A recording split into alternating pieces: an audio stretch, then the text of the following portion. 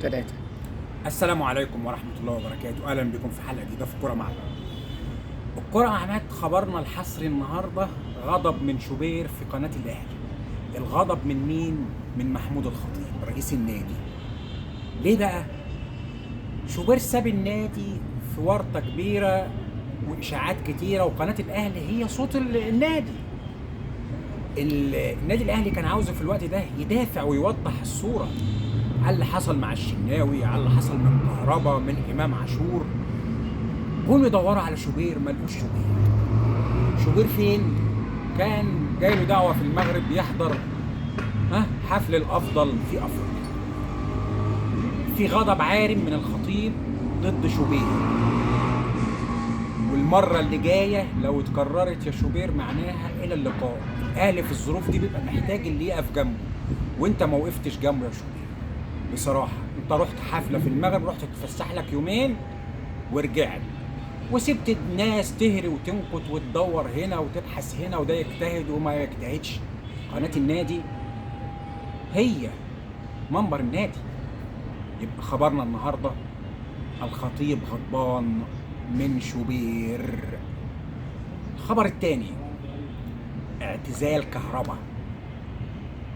كهربا لو الناس ما وقفتش جنبه في النادي الاهلي هيعتزل بعد اللي حصل في مباراة باتشوكا.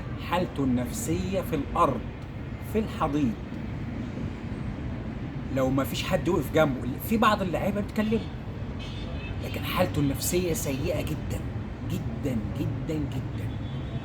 ممكن الحالة السيئة دي تقوده للاعتزال النهائي، ممكن جدا.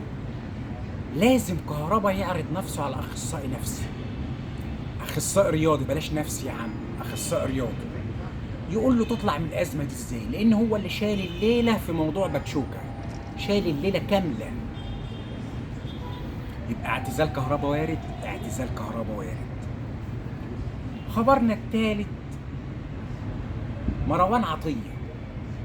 لما جه يقعد معايا محمد رمضان المدير الرياضي عشان يعدل عقده، عدل له عقده مليون جنيه.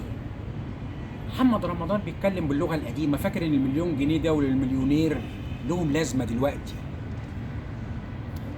مروان عطيه عقده ب7 مليون في الموسم.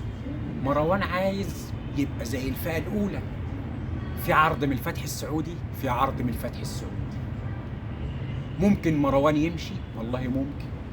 انتوا بتكونوا فرقه وبتجمدوا فرقه دلوقتي لكاس العالم للانديه، تفاجئوا بقلب وسط الملعب النابض مروان عطيه، الحاجه المنوره في وسط الملعب دلوقتي مش موجوده. مروان حقه التعديل والتمديد.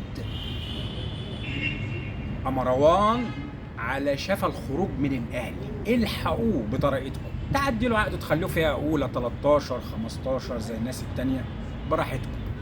مش عايزين، لا تلوموا الا انفسكم. مروان يستحق اكتر من 7 مليون.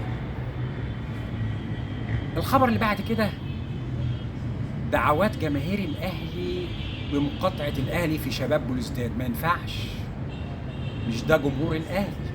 جمهور الاهلي على الحلوه والمره معاه، خليها على المره والحلوه معاه.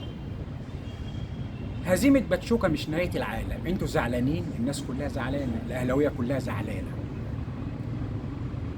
ما ينفعش ان احنا نقول نقاطع في فرق كبيره وعالميه، اللي اتغلب 5 واللي اتغلب 7 واللي اتغلب 6 واللي اتغلب 8، ما قفلوش المحل وروحوا.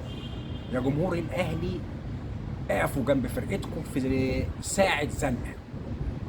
ما ينفعش، لان ماتش بلوزداد ده، بطوله بلوزداد او بطوله دوري ابطال افريقيا، هي المؤهله لكاس القارات السنه الجايه، ومؤهله لكاس العالم للانديه 2029.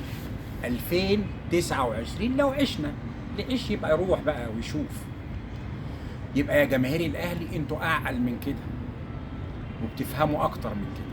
ماتش وانتهى، زعلانين، الناس كلها زعلانه، لكن هنقف ونقول نقفل النادي وما نلعبش؟ دعوات المقاطعه دي ليس لها محل من الاعراب. الجمهور مش كده، الجمهور يزعل شويه لكن يرجع تاني ويساند. إلى هنا خلصت أخبارنا النهاردة. السلام عليكم ورحمة الله وبركاته. تمام.